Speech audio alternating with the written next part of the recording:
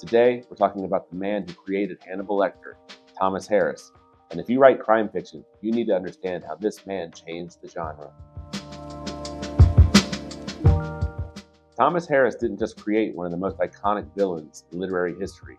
He fundamentally changed what crime fiction could be.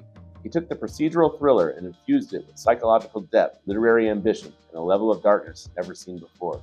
He's published only 5 novels in his literary career. Yes, 5. But his influence is felt everywhere. You see it in the way modern thrillers handle serial killers, in the cat and mouse dynamics between investigators and criminals, in the atmospheric dread that permeates the best crime fiction. As someone who writes about dark family secrets in the mountains of North Carolina, Thomas Harris taught me something. Darkness in fiction has to mean something. It has to serve character and theme, not just shock value. So let's break down what makes Thomas Harris one of the most important crime fiction authors of the last 50 years and what we can learn from him. Thomas Harris was born in 1940 in Jackson, Tennessee, and started his career as a crime reporter. That background shows up in every page he writes. There's a forensic precision to his work, an attention to procedural detail that can only come from someone who's been close to the real crime. His first novel, Black Sunday, came out in 1975, a thriller about a terrorist attack on the Super Bowl. It was successful, but it was his second novel, Red Dragon, in 1981, that changed everything. That's where we meet Hannibal Lecter for the first time. Though he's not the main character, he's a consulting resource, a caged monster that FBI profiler Will Graham has to visit for insight into another serial killer. Then came The Silence of the Lambs in 1988, which won him pretty much every award in crime fiction and became one of the most successful thriller adaptations ever made. After that, Hannibal in 1999 and Hannibal Rising in 2006. Here's what's remarkable. Harris doesn't do interviews. He doesn't appear at conventions. He's essentially invisible as a public figure. The work speaks for itself. And in an age where authors are expected to be constantly visible on social media, there's something almost radical about that choice. Harris has said very little about his writing process, but one thing he's made clear is that he writes slowly, meticulously. He doesn't rush, and the depth of research he puts into his books, everything from FBI profiling techniques to Renaissance art history, shows that commitment to getting it right. Quick favor, if you're enjoying this breakdown, hit that subscribe button. It really helps me reach more writers who want to level up their craft. All right, back to Harris. Let's talk about Red Dragon, because it's a perfect example of what Harris does better than just about anyone. The plot: FBI profiler Will Graham comes out of retirement to hunt a serial killer the press calls the Tooth Fairy, a man who murders entire families in their homes during full moons. To get inside the killer's head, Graham has to consult with Hannibal Lecter, a brilliant psychiatrist and cannibalistic serial killer who nearly killed Graham years earlier. What makes this book extraordinary isn't just the cat and mouse game between Graham and Lecter, or the procedural elements, which are awesome. It's the psychological depth Harris brings to every character. Will Graham isn't a typical hero. He's damaged, traumatized by his previous encounter with Lecter, and his ability to think like the killers, to empathize with them, is both his greatest gift and his curse. Harris writes, "He knew that hate did not need a reason to exist." That's the kind of insight that elevates this book beyond all genre conventions. But here's where Harris does something genius. He gives us extensive chapters from the killer's point of view. Francis Dolarhyde isn't just a monster. He's a deeply damaged man trying to transform himself, influenced by William Blake's paintings, tormented by his past. Harris makes you understand him without ever excusing what he does. And then there's Hannibal Lecter. He appears in maybe 5 scenes in the entire book, but he dominates every page he's on. Harris understands something crucial.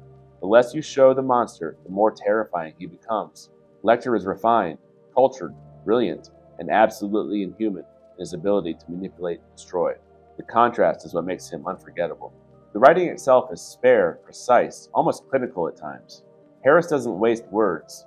He trusts his research and his readers. When he describes crime scene analysis or forensic procedures, it feels authentic because it is authentic. And the atmosphere. Man, I love his atmosphere. There's a mounting dread throughout the book, a sense that everyone is being watched, that danger could erupt at any moment. Harris creates tension not through constant action, but through the psychological pressure of hunting and being hunted. So what has Thomas Harris taught me about writing crime fiction? Well, 1, research is non-negotiable. Harris's books feel authoritative because he does the work. He understands FBI procedures, forensic science, psychology, art history, whatever the story demands. That research doesn't bog down the narrative because he weaves it in naturally, but you feel the weight of knowledge behind every scene. In my own novels about military conspiracies and corruption, I've learned I can't fake the procedural stuff. If my characters are dealing with classified things or chain of command, I have to get it right. Readers can tell when you're winging it. Number 2, give your villains interiority. Harris doesn't write cardboard cutouts. His monsters are fully realized human beings with motivations, fears, and histories. That doesn't mean you excuse their actions. It means you understand them, and that understanding makes them far more terrifying than any two-dimensional evil could be. Number 3, darkness must serve the story. Harris writes about terrible things: cannibalism, serial murder, psychological manipulation, but it's never gratuitous. It's always in service of character or theme. The violence reveals something about the cost of hunting monsters. That's something I think about constantly in my own work. When I'm writing about family secrets or corruption, I ask myself, is this darkness purposeful? Does it reveal character? Or am I just being edgy for its own sake?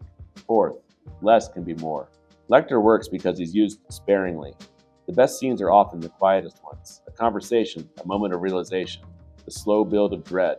Harris knows when to explode into action and when to let psychological tension do the heavy lifting. And finally, trust your readers. Harris doesn't hold the reader's hand. He doesn't over-explain. He presents complex characters and situations and trusts that you're smart enough to follow. That respect for the reader is part of what makes his work feel literary, not just commercial. When I look at my own novels, stories about family secrets, small-town corruption, military conspiracies, I see Harris's influence everywhere.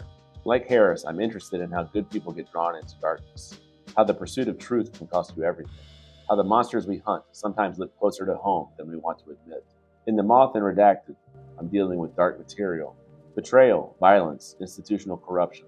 But I'm trying to do it the way Harris does, with purpose. The darkness isn't the point. The point is what it reveals about my characters and the world they inhabit. I've also learned from Harris that atmosphere is everything in crime fiction. The mountains of North Carolina in my novels function the way they do in Harris's world. It isn't just a setting, it's a character. It creates mood and adds layers of meaning. And like Harris, I want to write books that are both entertaining and literature. Books that keep you turning pages, but also make you think about the bigger questions, about justice, morality, and the nature of evil, what we owe each other. That's the standard that Harris set, and if I never reach it, it's at least something worth aiming for. Thomas Harris proved that crime fiction can be art, that you can write page-turning thrillers that can also be psychologically complex, thematically rich, and beautifully crafted.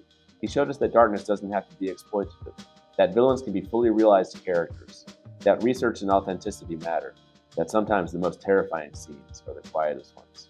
If you're serious about writing crime fiction, read Harris. Study how he builds tension, how he handles point of view, how he makes you care more about damaged characters hunting even more damaged killers. Before you go, subscribe to this channel if you haven't already, and head over to my website, tjstecker.com, and sign up for my newsletter. I'm sharing my journey to publication, craft insights, and the lessons I'm learning from writers like Thomas Harris who have mastered this genre. Thanks for watching. I'll see you on the next one.